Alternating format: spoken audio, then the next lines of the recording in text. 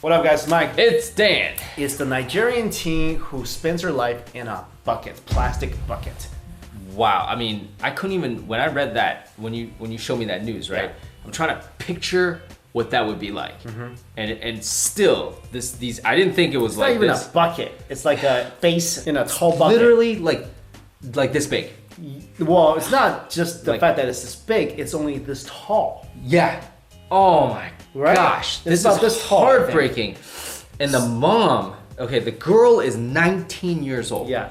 Okay, basically they said she has a mysterious condition. Right. There's A lot no of people name do. for There are it. a lot of people who suffer from mysterious conditions that nobody can explain. And I believe at 6 months, she couldn't use, okay, she has a limb. Yeah. And basically it just stopped, They stopped growing. Somebody donated a wheelchair or they bought a wheelchair and they reel her around in it. Yeah. Like, well, look, this story, first of all, it's really sad. But also, Yeah. reason I wanted to bring this up is that I also feel like it's very inspirational. Yep. Because most people in this condition, I mean, would you even want to like live? You're kind of like, oh my God, I talk about being different and stand out Yeah. from your peers, your friends. Right. Like this is like ultimate, right? Right. So, but this girl, she still says, she's like, she's like, I thank God in everything I do. Yep.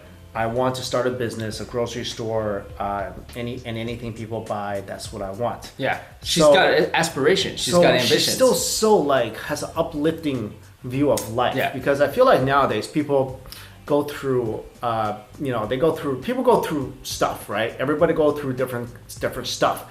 But I'm not a Christian, but I really do believe in the phrase. God only gives you.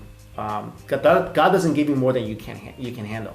Right, okay. So I feel like everybody, you can always, whatever tribulation you're going through, Right. you can get through it. Yep. Just have to have a good outlook. If you on have it. good faith. Right. Which this girl And does. this girl just, Yeah. I think that's the ultimate. Like Yeah. for me, like, I mean, I can't imagine my life like that. Dude. Maybe, I don't know what it would be like if I was born like this. I don't Yeah. know. But just for her to be able to, I mean, oh my God, like that's.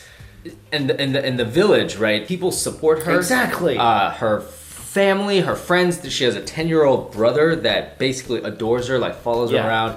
He dotes on her, takes care of her. People, when they read the story, they were so heartfelt that they donated goods to them. Yeah. And you're absolutely right. Like basically people say that she's a bright person. Right. And like you said, you could easily be like, yeah, why am I living right now? Right. I mean, what's the point of me being alive? Yeah.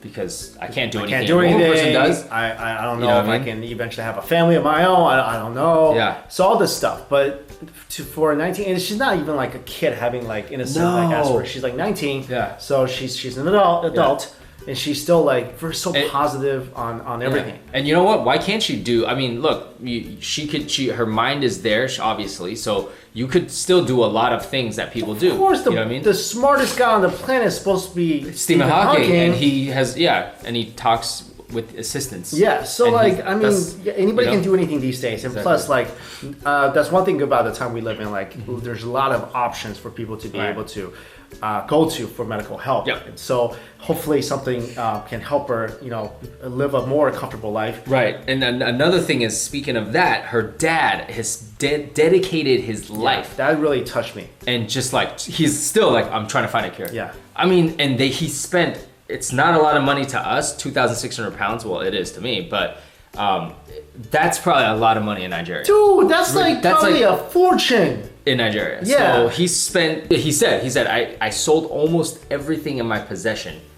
And he spent 15 years searching for a cure, or at least like somebody to tell them, diagnosis. what is Right. this? Because there's no name for it. Right. You can't look it up. Like, So although she has some mysterious illness, there's no diagnosis. She's living obviously a life where she needs a lot of support. It's just really great to see one, her outlook on it, and Yep. two, her family's outlook on it, That's and right. the support that she gets from her family and friends. So and the public. right, and that's really touching. That's why we wanted to share this story with you guys. So let Yep. us know your thoughts on this. Thanks so much for watching.